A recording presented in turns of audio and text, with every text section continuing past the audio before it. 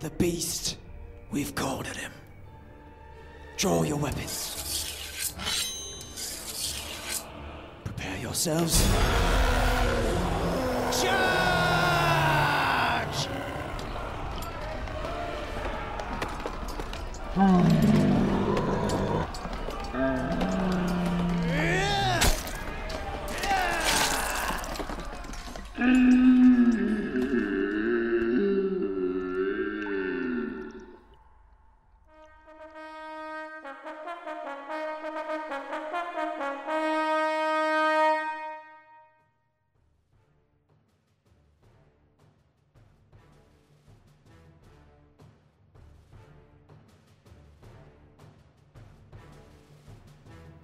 Welcome to the Raiders Confessional, the podcast for all things raiding in the World of Warcraft.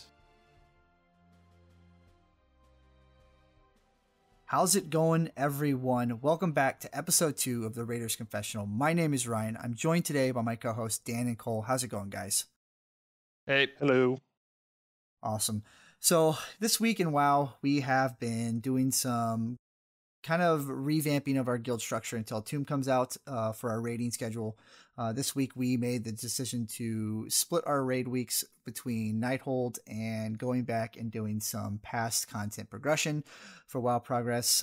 Myself, I've still been working on my Shaman, getting it geared up for raids. Last night we spent the entire night doing some old Emerald Nightmare progress, and that was certainly fun. It was a good change of pace. Today, I also spent some time with Dusty from my other podcast I do, Blizzard Umbrella. We were working on our Riddler's mount, so that was certainly a lot of fun. But other than that, I've just been kind of working on the podcast stuff, not doing a whole ton of WoW stuff compared to some of our other people. But yeah, just been kind of having fun with some time in the game when I can and enjoying myself there. So that being said, Cole, what have you been up to in game since we last spoke on the podcast? Just leveling Survival Hunter, which has been an interesting challenge. Definitely one of the more fun classes. I know many people don't play that class or that specific talent set, but I've been having fun with it. I know it seems real gear dependent, but yeah, gearing that character up to just play around with our fun raids. That's pretty much it. So what's so, I mean, you already play a Demon Hunter, which I think is kind of a unique rotation compared to a lot of other classes. So knowing that, what is so tough about the Survival Hunter, I guess?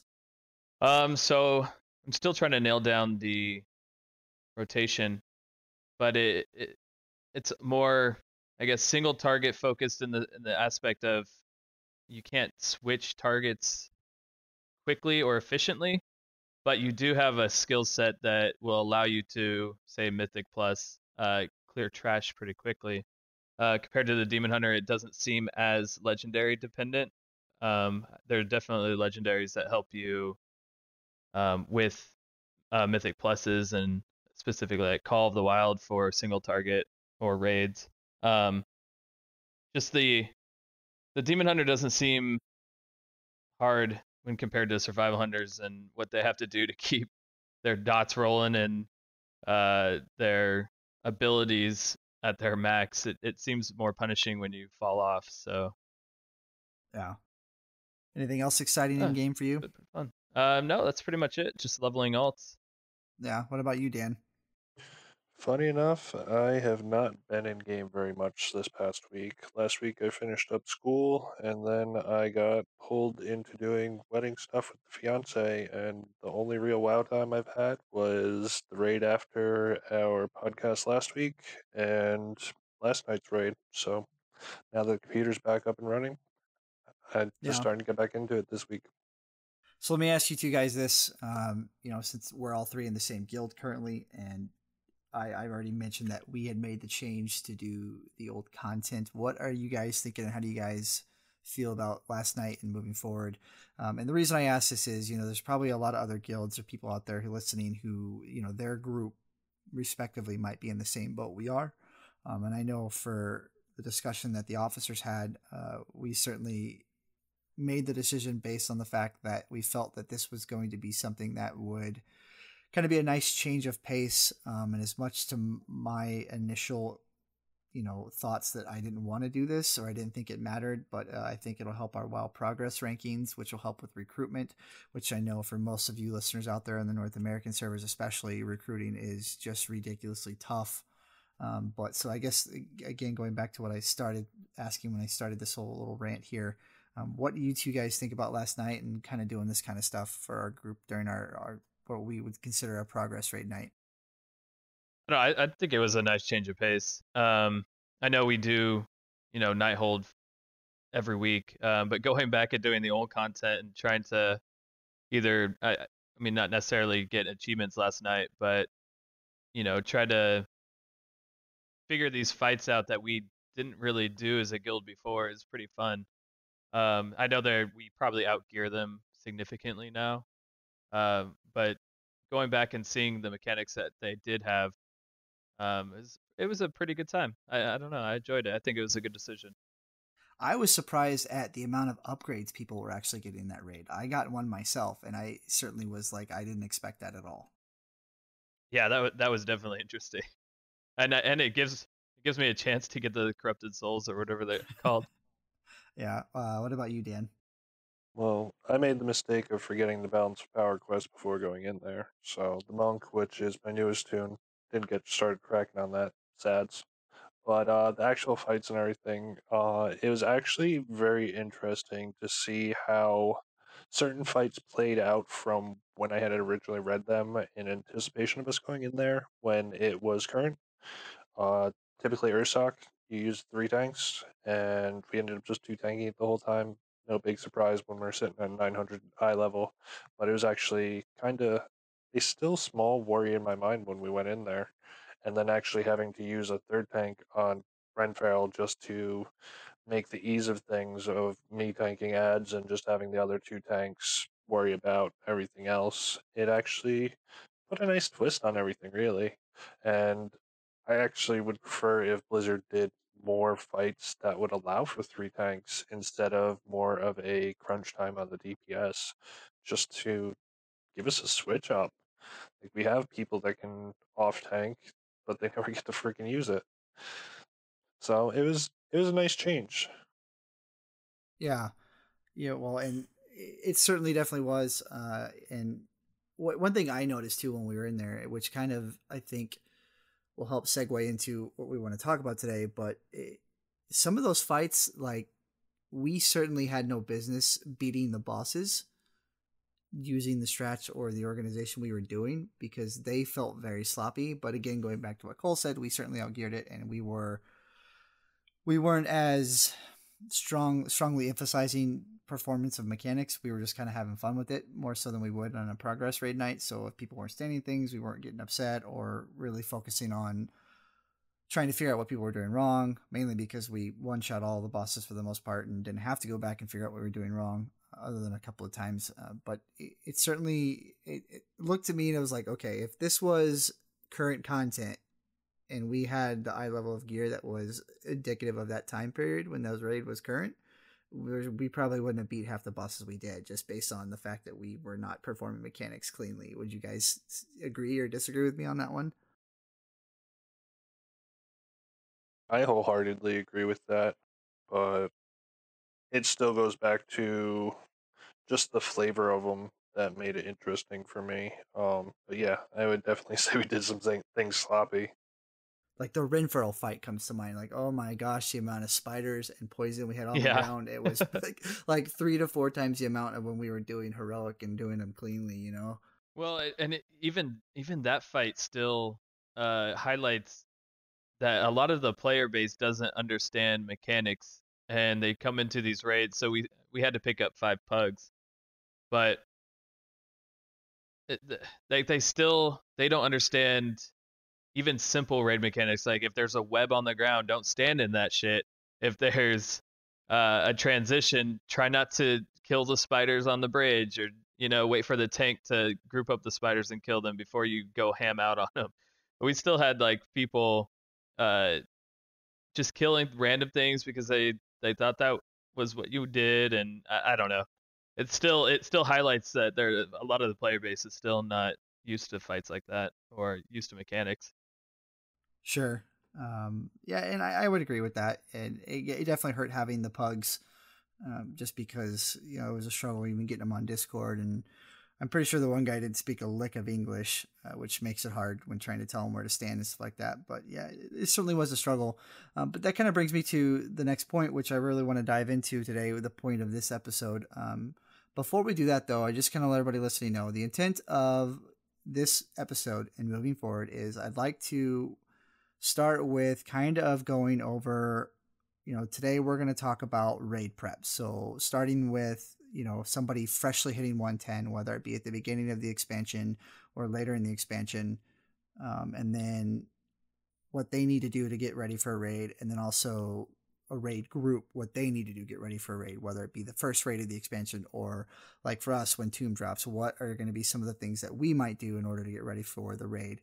And then moving forward with each episode, just kind of go through the motion of, so like we're going to get ready for the raid this episode. That's what we're going to talk about. Next episode, we might talk about some of the things that go on with what we do when we're running the raid, how we're approaching strats, how we're approaching bosses, how we approach dealing with making changes to mechanics that we're not doing cleanly or that we didn't realize were part of the mechanic.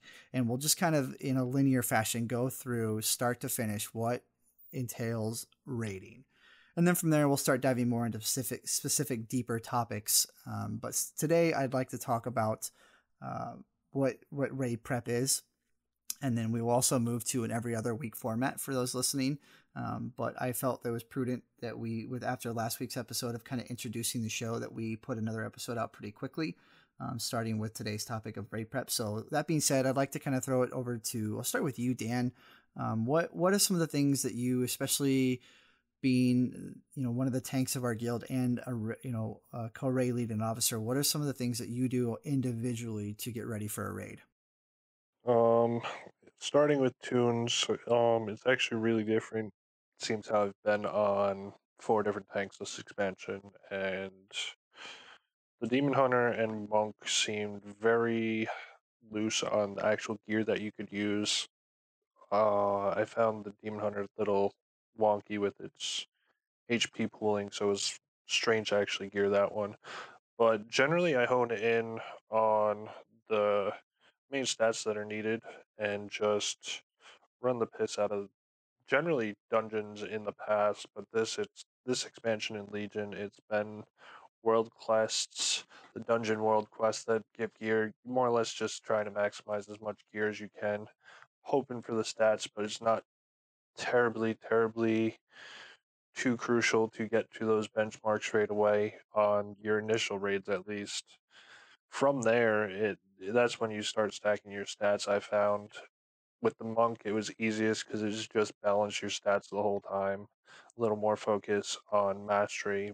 Other than that, you look to keep everything just about equal.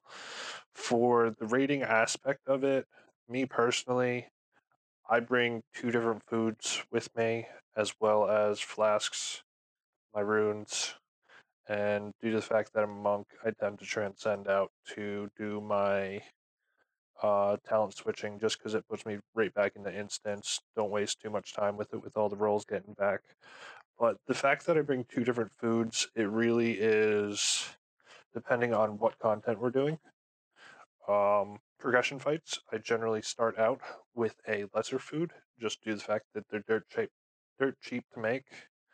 Um, and this is my personal thought on that. Everyone else has their other feelings. I run 275 food or 250, whatever it is, on 225 on my monk for progression fights. And that's just until we get to that comfort zone where we're actually on the kill range.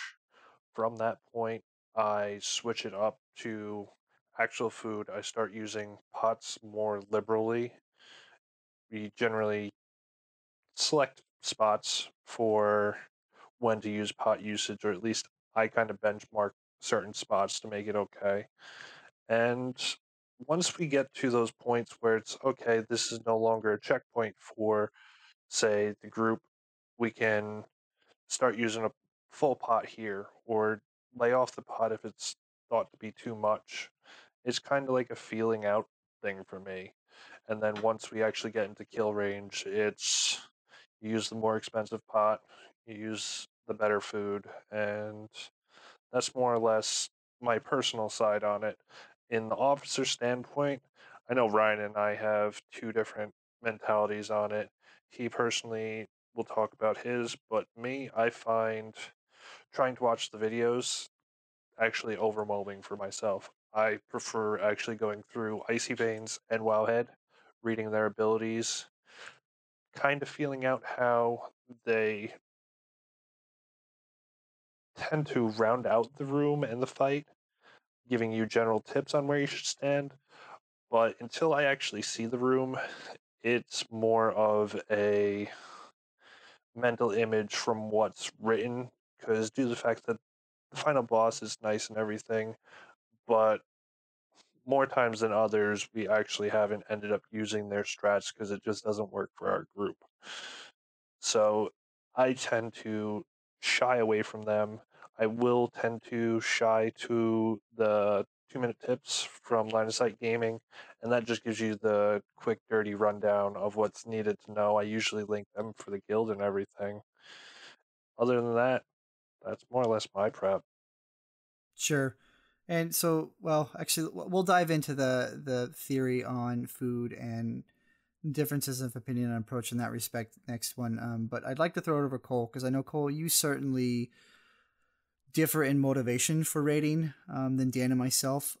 So I'm guessing your approach to raid prep is probably not as emphasized, I guess would be the proper word, and I don't mean that negatively, but it's certainly a different approach. And so, what is something like, so you freshly hit 110, what do you do full well knowing you're going to be going into raid soon? Oh man, yeah, I'm a dirty cash, I guess. So depending on the class, well, actually, really, any of the 110s that I hit, I tend to quickly get into Suramar, quickly do all the world quests I can that have the gear that show that would be an upgrade for me. Try to gear up as quickly as possible to get into the Nighthold LFRs and run all of those LFR raids just to try to get a decent DPS output when going into our normal runs on, let's say, Sunday. But from when I hit 110, I don't necessarily min max the same way you guys do. I still do get the pots, the food, the flask, because everything's real cheap. I don't have to farm it. But back when I had to farm it, I would hop on one of my farming characters and get all the mats ready and stuff, which actually took quite a bit of time. But overall, I just focus on gearing up as quickly as possible when hitting 110. I don't read strats. I don't read anything but the raid journal, basically, until we hit a wall. If we hit a wall on a boss, then I'll focus on doing icy evades and try to contribute what I can to help you guys. I know it's not much, but from just a normal raider's standpoint, I just focus on having what I need for the raid, and whatever anyone else may need, I'll pick up along the way. Yeah. Well, and as for myself, I certainly, like Dan and Cole, I do what I can to make sure I have all the raid consumables that would be needed. So flask food, that kind of stuff. But for me personally, I probably more so than Dan and Cole both, I run Mythic Pluses. I focus more on maxing and minning my character out as best as I can before getting to raid. I'm not super crazy about it like some people, but I've geared out 3 characters for raiding now. I've switched my main again for Tomb. I started out on a mage, went fire for the front half of Emerald Nightmare and didn't really enjoy it. And then when Frost became better, I switched to Frost for the rest of Emerald Nightmare and all of TOV. And then moving into Nighthold, I switched to my Shadow Priest, and now going into Tomb, I will be going in on my Elemental Shaman. And so for me, I've certainly done this, get raid ready, multiple times now. And my whole procedure for getting raid ready, I can tell you, is I get to 110 first and foremost, and then the second I get 110, I go and get the highest level artifact knowledge I can possibly get, usually from one of my other characters who's really high. And then I really focus on getting my third relic slot open. And while I'm doing that, if I have any periods of time where I have to wait, or if I'm doing like the follower missions, I go and do all of the emissary quests I possibly can that will give me gear, artifact power, or order hall resources, because those are going to be really crucial at that first period of 110, because you use those to run those follower missions that are part of unlocking that third relic slot, or upgrading your order hall, which one of the tiers in your order hall is to wear 2 legendaries. And unfortunately, I know most people don't like the legendary system currently in WoW, but that is a vital part of being a raiding, player. And so, that's one of the things I do. So I really focus on what are the things that I can do right away. So again, all of the world quests I need to do that are either going to net me gear immediately or further down the road. Do all of my third relic slot opening, my order hall upgrades, my artifact knowledge. I start that research right away. And now that the Broken Shore is out, I immediately go to Broken Shore. I start doing that quest to unlock the new trait to my artifact weapon. You have to have 26 traits in your weapon to do that. So, maxing out that as quickly as possible is another primary focus of mine. And then once you get that, you can finish the initial Broken Shore quest and unlock those new traits, which are vital. 26 or 36? You're right. I'm sorry. It's 36. You're correct. I apologize.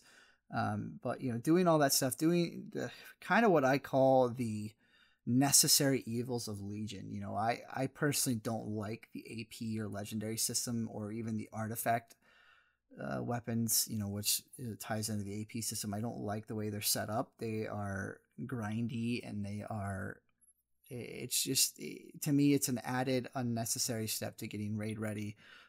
And I'm sure for those of you that are raiders out there right now have seen a lot of guilds and people quitting the game due to things like the AP grind, or people missing out on raid spots because they don't have the right legendaries. So doing what you can to really take care of some of that part is to me is crucial in getting raid ready. There's obviously a minimum standard, and depending on what your guild, what their focus is, that minimum standard might be different from one guild to the next, but making sure you hit that minimum standard. And then for like me personally, I like to, I don't like to be what I deem a parsing whore.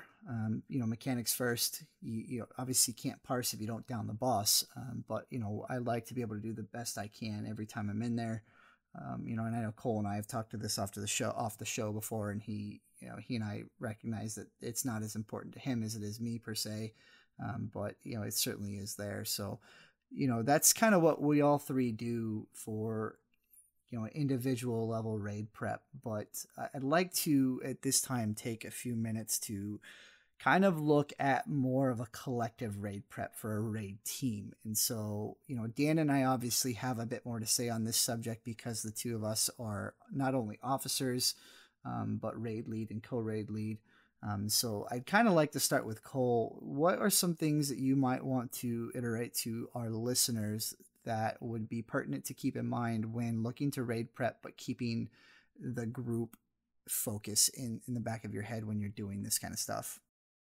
I always think reading the raid journal is helpful in knowing what your specific role is, with regards to the group. So, if a healer needs to heal during certain damaging phase, or a tank needs to watch out for this mechanic, or DPS need to watch out for this mechanic or that mechanic, depending on the boss. I think from a single raider's perspective, knowing the fights, maybe not watching videos or reading strats online, but at least knowing the dungeon journal or raid journal is helpful.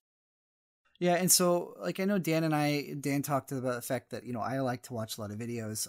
I do, however, I do read Icy Veins or Wowhead to go with the videos when we're first jumping in. He's more of a reader than a watcher, but compared to that kind of thing, which I know for you probably spoils the encounter, because that's, correct me if I'm wrong, but isn't that the large motivation for you not watching the videos?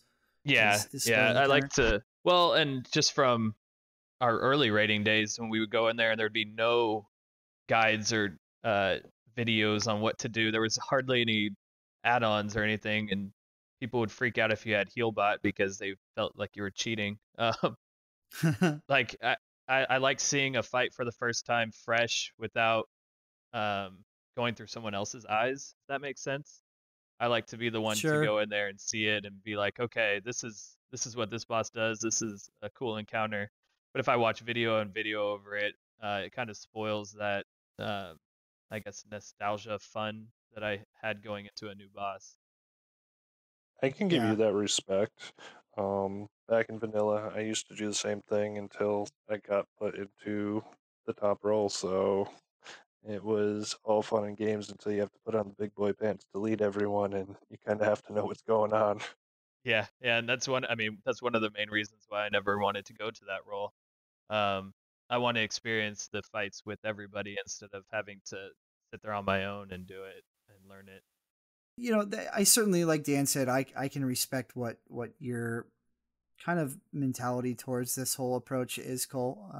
You and I differ in this opinion. It doesn't not as a big deal to me, but the motivation behind my raid prep is certainly different, and I think Dan can attest to the same thing because we're tasked with ensuring, and this obviously goes for the three other officers we run the guild with, but we have to keep in mind that there's 15 other people at any given time, or 10 depending on who logs on for the night, that we have to be prepared to direct and make sure we're ready for them. They're counting on us to know what we're doing and lead them and kind of be the conductors, so to speak, of the raid. So, Dan, what are from the group mentality or the group standpoint, what is your approach for raid prep for our raid team? For the group prep, I would say for mentality behind it, try and make things as smooth as possible, really, whether it is trying to weave people to certain positions just where their roles are fitting best, similar to what we did on uh, Chronomatic Anomaly, where we had to make our separate group. Kind of had to find a group that had our stuns or interrupt everything to make flow smoothly.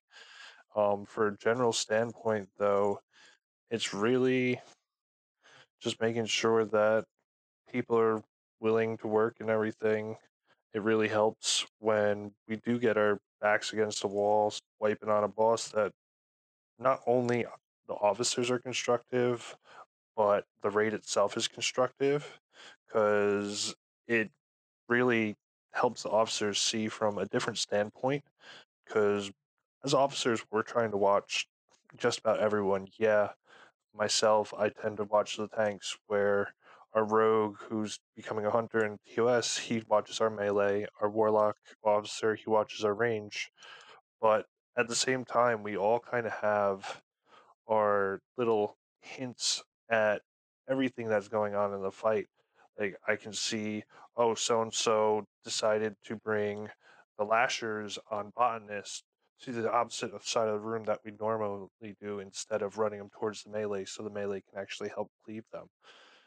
And it's just little tidbits like that that really help when we're up against a wall. We do need those extra eyes and everything. So it's nice to have that constructiveness, and at the same time, being an officer, it doesn't help when there is destructive bodies in the raid that kind of just shoot you down or lash back at you for a strat that didn't work.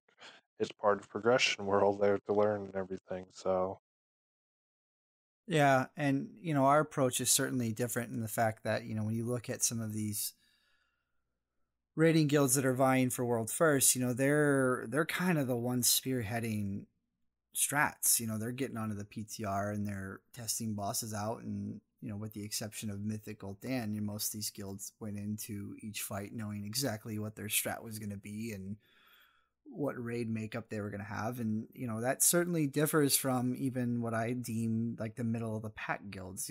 For me, I kind of look at a spectrum of types of raiding guilds. You have your, like Cole said earlier, dirty casuals, who a Yep, lot of them may damn stick straight. around and they may just stick around in normal when they can field enough people to even step in normal, maybe do some heroic. And then you have your world first guilds that are done raiding current content within the first handful of weeks that a raid may drop, if not sooner than that, and then they spend the rest of the time gearing up multiple alts with split raids, that kind of stuff. And then you have what I call the middle of the pack groups, and these are groups that they raid religiously. They stick to their 2, 3, 4 days a week, whatever their raid schedule is set up to be.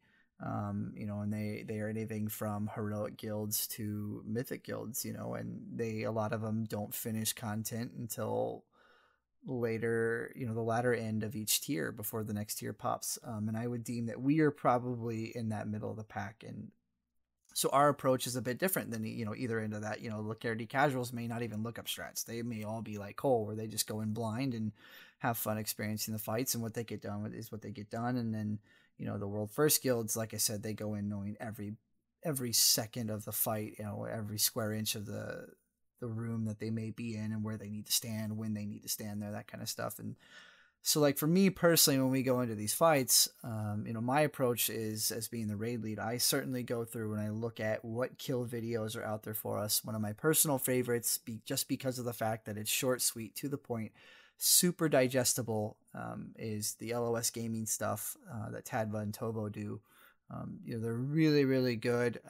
Although I will say, I did not get the information for Mythic Chronomatic off that kind of stuff. They typically only do heroic and normal, but it's I typically will look at a lot of the other guilds that are more progressed than us, and I'll watch their kill videos and look to see what they did. I will also read like text-based strats, and then I will compare them to those videos, and I will go through 3 or 4. 5, 6, 7 times, at times, and then look to see which one I think fits our group the best, knowing, what skill set we have with players, what raid comp do we have, do we have a lot of people or a lot of players in the guild that their class is very heavy-handed in the execute phases? Do we have a lot of dot-based classes that have ramp-up time? Do we have a lot of mobile single target heavy classes? I consider a lot of that kind of stuff. And then also, do we have players who, they're typically the ones that die a lot, or they stuck standing in fire a lot of the times, whether it be from, technical issues to, or are they just lackadaisical enough that they're like, oh crap, 1 second too late, I'm standing in fire, I gotta move, or do we have people that tunnel vision, I'm looking for that best parse, I'm going to stand here and keep pressing my buttons because I don't want to fall off my rotation, and then next thing you know, they're dead because they stood in fire. All those things go into these decisions, or do we have a group that's really good at performing mechanics? And so for me personally, I get on YouTube and I go on there and I type, Mythic Chronomatic guides or Mythic Chronomatic kill videos, and I find which ones I like the best. And, sometimes it works, sometimes it doesn't. For us lately, the Mythic Chronomatic especially, I had a certain vision in mind, and we started out one night and we got the kill in the second night, and after that point we lost some people. And so in my opinion, when I saw what was going on after we lost those people and tried to fill those voids, I saw that there was an opportunity, what I perceived to be a change that would help us along, and it certainly didn't. And when we reverted back to the old way, but then made a few minor tweaks, like paying attention to the damage increase you get from interrupting power overwhelming, we got the kill. So I guess when looking at this type of situation, if I had to give any sort of advice to listeners when they're looking to raid prep both on an individual level and as a group, I would certainly say, do what works best for you. Do what makes you happy on an individual level. So like if you're like Cole and you don't want to spoil things, go in there blind, but don't go in there so blind that you're going to hold the group back. Make sure you're ready to pay attention to, be extra aware. If you don't know that the boss is going to do a certain mechanic at a certain time, be extra ready to move out of fire, be extra ready to group up, or pay attention to buffs and debuffs that may be pertinent to that mechanic in that fight. And then on a group I level, agree to that. Yeah, and on a group level, I think, Dan, you could probably test this. There is a bit of tailoring that is involved. Just because one group does it was one way on a kill video doesn't mean that that's the right way for your group. Absolutely.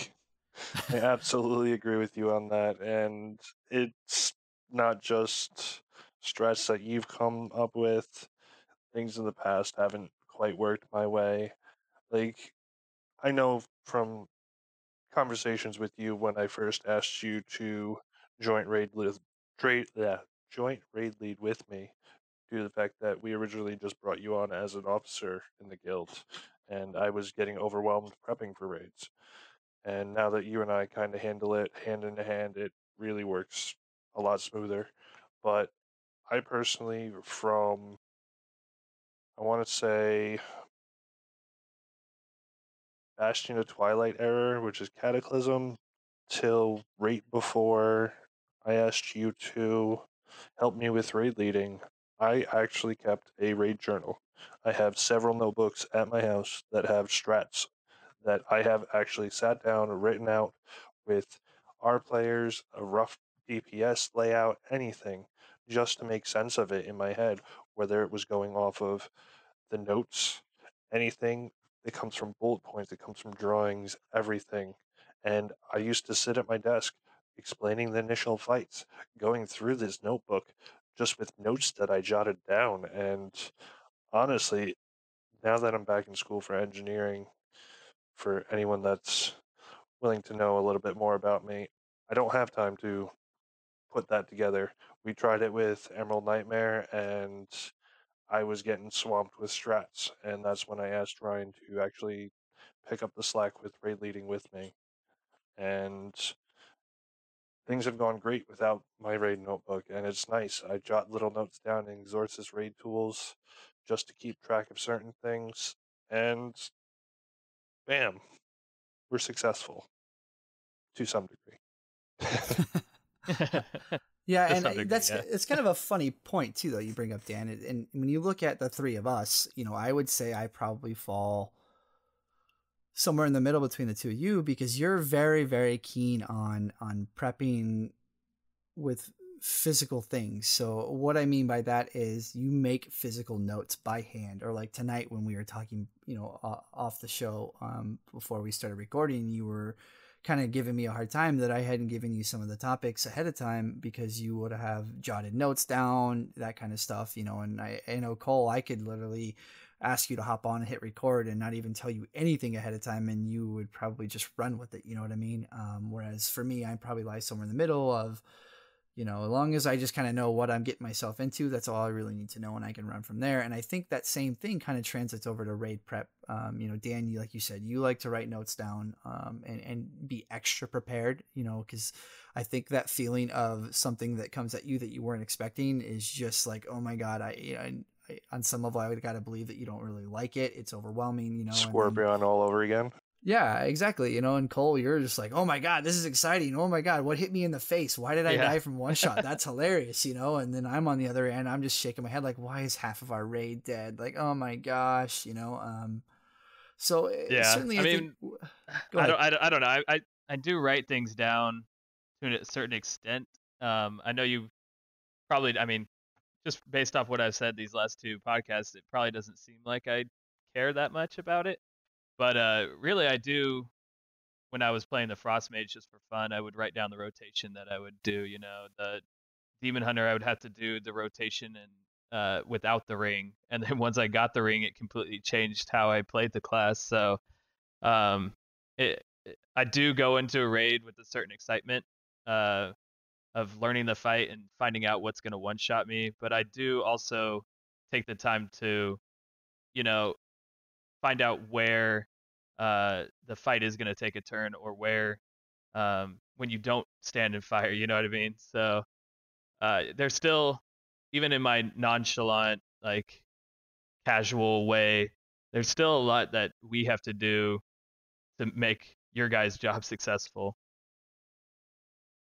Well, I guess it's funny you say that, because it's certainly kind of eye opening to hear somebody say that, normally when we look at this approach of what do we have to do so that we're ready for the group, it's never I guess we don't ever realize like these people are probably worried about doing what they got to do for us. It's always the other way around. So that's certainly eye opening for me to hear you say that.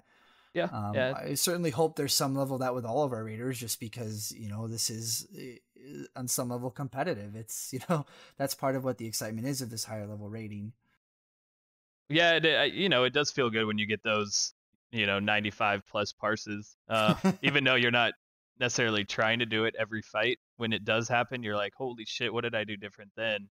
And then you realize like it's Scorpion and we just cheese the fight, and you're like, oh, okay, there was Yeah. nothing really that important. But Right. And I actually find it funny too, kind of how kind of blows my mind that we missed this in the beginning when we were talking more on the individual prep level. But you mentioned, writing down your rotation. And I know when we first started this whole endeavor going into Legion, one of the things that we were really prudent about pushing on Raiders was make sure you guys are going to your available class resources. And that is so much more handy now with the creation of Discord. Like, I don't know how much you do, Cole, but I know Dan and I myself both, like, I'm on the class Discords all the time, and it is astonishing to me the level of resources and information that are available to, trinket rankings, legendary rankings. To me, one of the best ones is the priest one for Shadow. They list out like gear combinations and trinket combinations based on the style of fight, whether it's single target, cleave, AoE. They're based on their toolkit, they're a little bit different in the fact that they have set in stone thresholds from a stat point that they can really gear towards, or maintaining levels or proportionate levels between two different stats, and that would dictate which talents they take. But on some level, that's the same to be said for all classes, whether you're a healer, you're a tank, or DPS. There's so much information available to you, whether it's videos, websites, discords, people you can actually talk to, spreadsheets, that theory crafters put together. Like, there's so much stuff available. I think on some level, if you come into a raid and you're not ready, like, there's a kind of no excuse for it based on the information that's available to you. Would you guys not agree?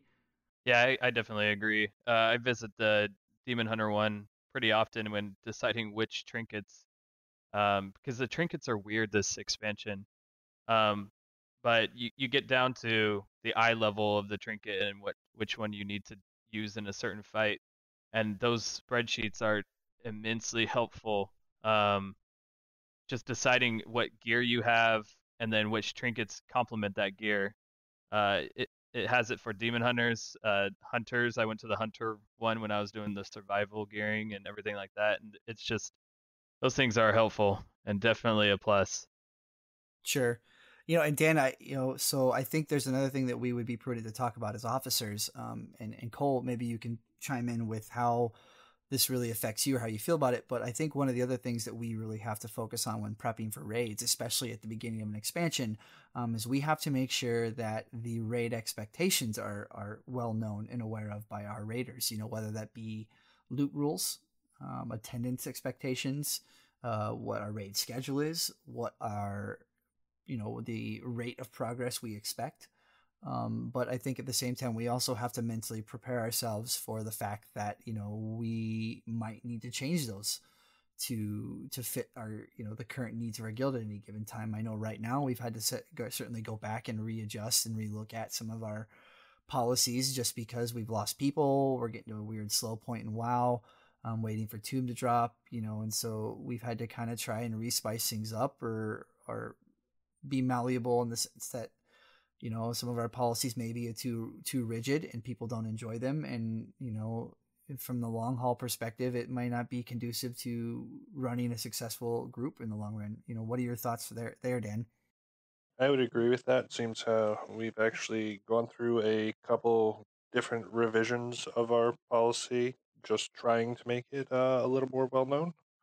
But that goes again to people always reading things. Hey, we point them out, we give them a nice overview at the raid, but all the finer details are in the text that we post and everything, and usually get swept under the rug. But yeah, I would say that we would have to do a little bit better job on the whole conveying of the main points that do have some of the finer print in it. And our adjustments now that we've just been talking, it's kind of like a nice little upkeep that we do every now and then, and letting everyone know what's going on once we solidify it is going to be key to our success in Tomb. I definitely feel on that. Sure. Yeah. And so again, I guess, guys, just before I do that, Cole, what are your thoughts from that standpoint? If is it something that kind of influences your decision in terms of us making those policies known ahead of time?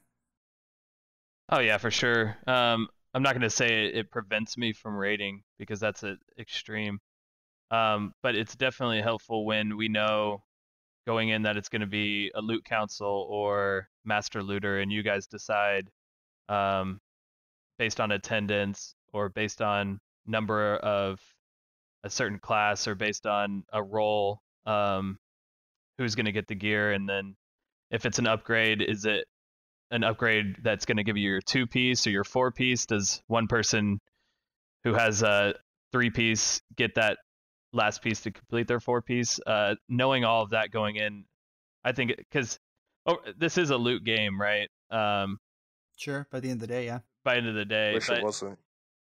yeah, I mean that's people are always going to judge how good the night was, or not on the bosses you kill or the achievements that you get, but the gear that they collected. So knowing that going ahead, I think helps the overall group. Sure. So I guess in summation for everybody listening, when you are getting ready for raids, obviously on an individual level, make sure you come in, ready to raid. So be mentally prepared to tackle these mechanics, be mentally prepared to listen to your raid leader or raid leaders, depending on how your group is set up. Um, be patient, be ready to be patient. That's one of the biggest struggles I think a lot of people see in this game is the impatience, and that you see that really heavily in the pugging area, LFR, LFG, and dungeons and stuff. It can be toxic, it can be very irritating, but I think if your whole group collectively comes in, with the expectation that we may not get this right away, it may take us one night, half a night, or it may take us 3 weeks, it may take us 2 months, but whatever. I think on some level, as long as you guys are making progress, be it big or small, and having that mental preparedness to be patient, that's crucial, and so again, make sure you come in with your consumables, make sure you come in knowing your rotation, make sure you guys come in. This will be really helpful to your group from a loot standpoint, kind of heading off, any sort of loot grievances before they happen. Know what gear you're going to go after. If you're going to sit there and take 15 minutes because you need to look up to see what gear you need, that's going to irritate a lot of people. And, it's anytime you can eliminate friction within a group, that's going to be a good thing. So on an individual level, again, make sure you're prepared on a lot of different respects. And then from a group standpoint, make sure you guys are all on the same page when it comes to expectations, whether it's attendance, loot policies, raid schedule, the progress pace you want to go at. And make sure you guys have and utilize the resources that are available to you. And at this, at the end of the day, if you guys can come in there and everybody's on the same page, everybody can, enjoy each other for the most part, and tolerate each other at those minor times where you're not enjoying it. That is inevitable. You're going to have those frustrating nights. But at the end of the day, as long as you can still, have that desire to come back and start fresh on the next raid night, I think that's going to be crucial, and it's also going to ensure the possibility that your group will succeed in the long run. So before we move on, we are getting a little long on time. Dan, Cole, any closing thoughts on raid prep? Yeah, actually, I wanted to mention SimCraft and the amount of simming you should do. I know if you're a hardcore min-maxer, you're going to want to sim every piece of gear you get, which is kind of it's weird coming from me because I don't necessarily want to take all the time to do that, but I do anyway. So maybe I'm a closet min-maxer. I don't know. But using something like SimCraft or one of the online tools that do it right there in the browser, um, it's extremely helpful in finding which piece, which trinket you need to be wearing for certain fights and which ones will give you the most DPS. I think if you're doing that, you're probably already going above and beyond, but it's very helpful. And I found that it increases my DPS for certain fights. And yeah, so that's my suggestion. Sure. Dan, any closing words? Don't be afraid to speak up in the class discords. Me being a veteran of the game and a tank since Wrath, I actually learned quite a bit from the Paladin Discord when I was on it, and I asked for help due to the fact that I was having survivability issues, and there's more than enough people in the Discords that are willing to help. They're not there to sit there and make fun of you for crappy uptimes on XYZ spell or anything like that. They're there to actually be there, be of a help. They enjoy doing it, and it might not necessarily be their head theory crafter for the class, but they do know what they're talking about. Take it, run with it, use it. It's just as important as the simcrafts. Sure. Yeah, I agree with that. I guess for me, my closing words would be, first and foremost, guys, just remember constructive criticism goes both ways. So your raid leaders, they should be able to constructively criticize their raid members. If they tell you, hey, you probably need to do a better job of not standing in fire, you should be willing to do a better job, or at least try to do a better job of not standing in fire, or say, hey, look, that's something that I probably can't do. I appreciate the heads up, but just so you know, I either have internet latency issues or whatever the case may be. But and vice versa. If you're a raid member and your raid leader is a bit like me, a bit stubborn and tunnel vision from the way they approach things at times, and you say, hey, jackass, this isn't working. They should be ready to be like, okay, well, what's not working about it? Okay, so let's look to change in this capacity, that stuff.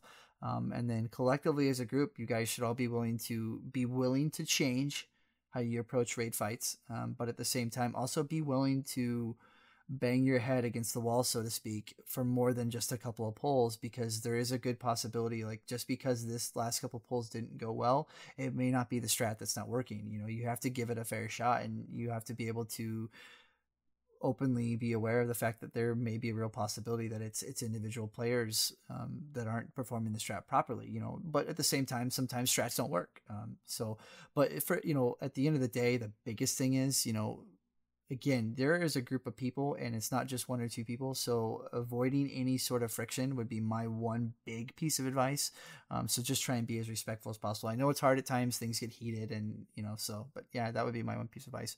So that's it for the raid prep stuff today. Hopefully that was good information for those of you listening. And if you guys think that there's anything that we didn't cover or would like us to cover in that capacity, certainly look for our email at the end of the show here, and then you can also find it in the show notes. Before we close the show up for the evening here, it's almost 10 o'clock for us, myself and Cole, and then I know Dan, you're an hour ahead. I'd like to spend a brief time at the end of the show here, maybe 10 minutes or so, talking about some of the news coming out from World of Warcraft that affects the raid scene. First and foremost, Dan, I know you have a pretty strong opinion on this. It looks like Serenity hung it up. What do you think about that? I'm kind of very confused with it. Like, I know the headline is that several of them went back to Method. Good for Method getting back together and everything. That's great for their community, their brand, whatever you may call it. Serenity, Method, Exorcist, all great top end guilds. The addition of Serenity made me paying attention to the world race quite interesting. They're a little bit lackluster in Emerald Nightmare, but hey, can't all be winners. They held it together in Nighthold themselves up until Gul'dan. They had a breakaway lead, more or less, and the Exorcist more or less snuck in and stole it from them. So can't really get upset about them there, and they did great this expansion and everything. I wish we could see more of them, but let's see where the Raiders go, and maybe that's one of the newer guilds to keep an eye on. I'd be interested to see if any other world first guilds pop up in light of this, or if any of the other guilds that were at the back of the pack in that race absorb some of these players and start making some strides in that competition going into Tomb. But yeah, so I'd like to kind of move on from here real quick, since I said already that we are getting a little short on time here. But Cole, why don't you kind of go ahead and lead us into the talk on these legendary rings that are possibly coming with Tomb? All right. Yeah, I just saw this morning. I knew rings were coming out, and they didn't have all the tooltips for them. But it looks like these rings now have stats on them other than stamina, and it looks like they're giving us a certain ability from a row, our talent rows. I'm not sure which each class is. I've only played a few of these, so but from the Demon Hunter perspective, it gives us First Blood, which is I mean, it's going to be a strong. That's a strong ability because it opens up what Chaos Cleave and Bloodlet for us, which were fun abilities to play with before. Well, Chaos Cleave is newer, but opening up that First Blood, I don't know what that will do. I haven't done enough of the math to figure out which one will be chosen over First Blood, since that's always our go-to. So yeah, just from my class, it's pretty seems pretty exciting. I don't know. What about your classes? So like I said earlier, I've played 3 different classes now, and I'm actually pulling up right now as we speak some of the talents to kind of get a better idea. But at first glance, I look at the Frost Mage one giving Frozen Touch. I know right now, depending on the fight type, you change that row of talents. So you may go from Frozen Touch to the Splitting Ice. But if you had the ability to retain both of those talents at the same time, that seems a little imbalanced to me. And I think it further makes the legendary situation problematic. I don't understand why we are diving deeper down the rabbit hole that is legendaries. They're already problematic in my opinion. I'm sure these two guys will probably shake their heads and give me the middle finger here, but my Shadow Priest is almost full up on all the legendaries available Yeah, to him, and we can't feel any sympathy for you. Honestly. no, and I wouldn't expect you to, but what I can say is, other Full than the up, few, and I got my second one yesterday. Yay! Yeah, what is that on your shaman now? Also, like 5 in a I have week or 3. something? I have 3 on my shaman, 3 on my priest, and 1 on my monk. That's But just in 1 week, people. That's what he's gotten in 1 week. 3 on each. Yeah, my mage was a bit more spread out. But there was a period of time in my priest I got 4 in 5 days, 3 in 3 days, and then I skipped a day and got a 4th one. But my shaman in about a week and a half, I've gotten three of them, I believe it is. So I just don't understand this. These legendaries are, and a lot of them, like the mage one first and foremost. I look at it, I could very well see that being a required legendary, so to speak, for them. The shaman one looks like one of the talents you may take is the magma totem on elemental, depending on an AoE versus a single target fight, and then having the ability to keep that as well as the single target talent, it just seems overwhelmingly imbalanced. I don't know. I don't understand why they're doing it, and so I don't know. I guess I throw it to you, Dan. What are your thoughts here? I know you certainly have an opinion on these. Oh, I could talk for freaking days on these things. Just looking at him right now on MMO, first and foremost, I can see that stats are all over the board. Yeah, they're all crit, mastery, and haste, I believe, on them. Yeah, crit, mastery, haste. But if you're just going through the individual rings, you have some with 356, some with 287, I think the Paladin one had, and then at the very bottom, the Warlock one with 445 of each stat. It's kind of like a what the hell? Oh, I'm sorry, it's the Rogue one at the bottom. But I I'm assuming those are placeholders. Even if it's a placeholder and their rough stat numbers average somewhere in the middle of that, I don't know if these are gonna warrant taking them, honestly, for the stat value of them. Maybe for the I really see the tank ones being situational. Like Monk and Paladin. Monk, you get Mystic Vitality for tanking, which is your pretty much damage mitigation that gets tacked down to stagger. Uh, Prot Paladins, you get your Holy Shield ability, which is once again great against spell, but for tank, you're really looking at when you can use them. The Demon Hunter and Warrior, it is more of a quality of life thing. Warrior, you get Vengeance, which when I was playing Warrior before the 7.2 patch, I haven't played it much since then. Vengeance was baseline. For Demon Hunter, you get Fallout, which really helps on soul generation and everything. And I personally run it when I'm fooling around on my Demon Hunter. I prefer the play of it, but really 6 of one, half dozen the other for that. But just looking at the average between the numbers on the stats, I have an 850 trinket that has the same amount of stats minus the stamina on it. That's a proc trinket. So just looking at the way I've looked at previous legendaries where, hey, it's not the greatest thing for me. Like my monk, I run the purification belt. Not the greatest. Okay. At least I get a butt ton of stats out of it that can help me in the long run. Or up until last night, I actually was running a Mistweaver ring that had haste mastery, which balanced my stats great. I luckily had another ring that I was able to balance that out with once I took it off because I got Prides to get a mini guard back. But looking at, oh, roughly 350 when you average them, maybe a little bit more, maybe a little bit less, I don't think it can warrant the stat difference. My rings themselves have 1600 haste, 800 versatility on them. Yes, I said versatility. I'm a tank. Come on, guys. But that's really like the end of my rant with it. I just don't see them being completely OP for tanks, at least. DPS, maybe a different story, but same thing with the statting on it. I don't see it beneficial.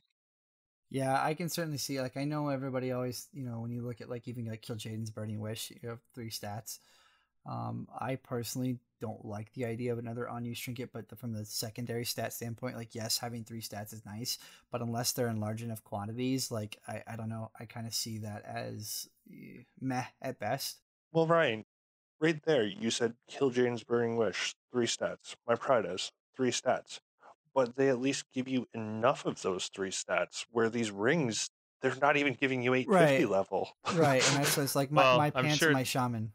I'm Go sure ahead, Cole. I'm sure the stats are placeholder for now, but it depends on the ability that they give you. Will that be enough to push you over needing those stats? And I think for some classes they will. Oh, and absolutely. Like I'm looking at the Shadow Priest one right now. Crit Haste Mastery. Those are the 3 stats that you really kind of want to. Those are the 3 stats you have to keep in balance with one another. And I'm looking at its equip.